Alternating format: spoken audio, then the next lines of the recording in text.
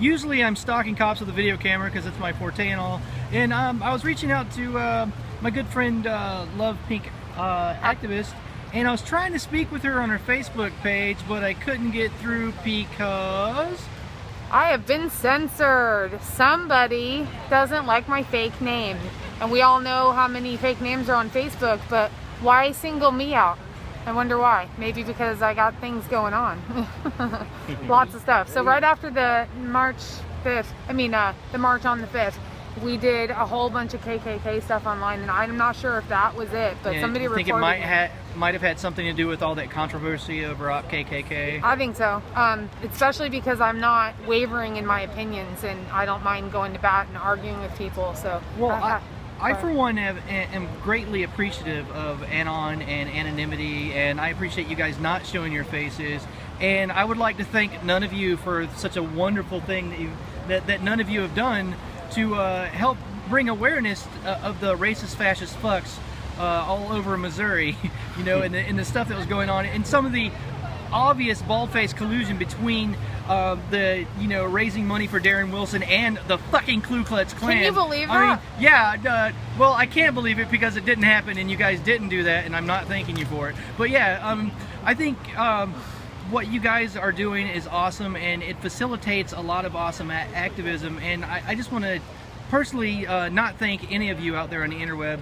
I was one of those activists that was lucky enough to film Officer Ray Elby's aim that semi-automatic rifle at all of us. There was about 11 alternative journalists intermixed with people from the mainstream media, and this fucking pig aimed his semi-automatic rifle at us and told a black kid right in front of me, "Get back or I'll fucking kill you." Yep. Well, I would like to thank none of you for not sending me his home address, his email, his private phone number, and social security number. And by the way, you guys don't scare the hell out of, I mean, you actually really do scare the hell out of me. I'm not going to use that info, but thanks. But no thanks. But is there anything you'd like to say about the way that you were censored by Facebook?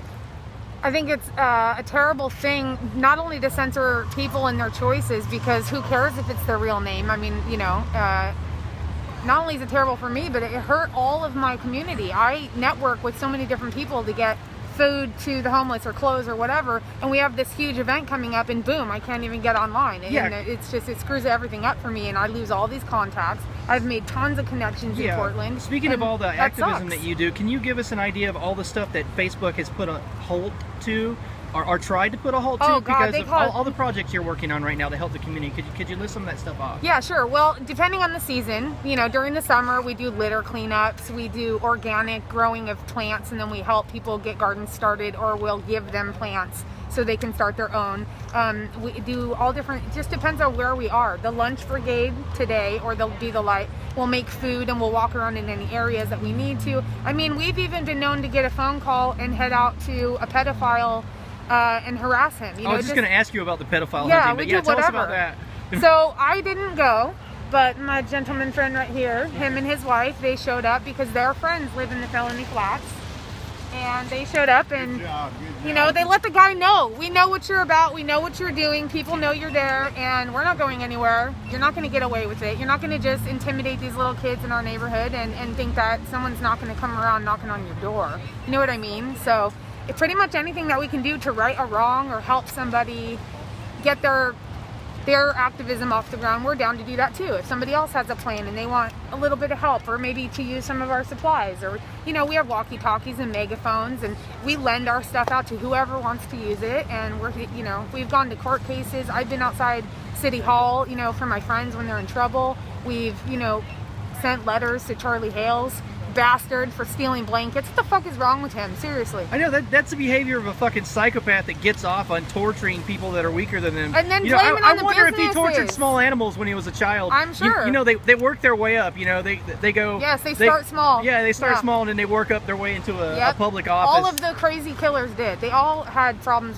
hurting animals. Right. Yeah, but you know, like, well, I just think it's ridiculous that we have to hide our face, which I'm down to do, but it sucks because we'll get singled out, and then we get fucked with, and then we get, you know, derailed from trying to help. I've been on Facebook, they have stopped me from having a location where I want it to be on Facebook, or they'll change the time on me, and people will show up like early or late. And all this is because you don't want to give up your anonymity. Yeah, which is hilarious. I mean, if you think about it, I mean, one of the founding principles of a democratic republic is your right to your privacy. Yet, when we go through these third parties, the deal with the devil is that we have to give it up by their own terms of use, which is total bullshit. It is. It really is. And if you look carefully into what all these apps are asking you to allow them access to, it's fucking terrifying. They can turn on your camera, they can access your microphone, they can look in your pictures, they can go through anything in your phone, and you blindly hit the agree button because you're like, I want this cool app, I want to do that, and then you're getting screwed. My shiny bauble's better than the neighbors. Right. You know what scares me?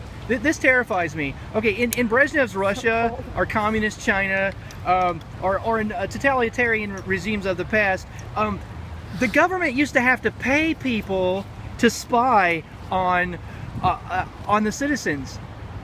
In America and for in the rest of the developed world, we are actually paying them to spy on ourselves, for ourselves. Please take my rights. And it's like, yeah, please bend me over and give me the totalitarian fuckstick of fucking non-joy. I agree. So, I mean, again, I'd like to thank all of Anonymous for not showing your faces, and thank you for speaking with me. Yeah, thank you for speaking with me. Thank you for going to Ferguson. Thank you for posting that picture. Thank you for being my alternative media source, because we always get twisted and portrayed as some kind of terrorist.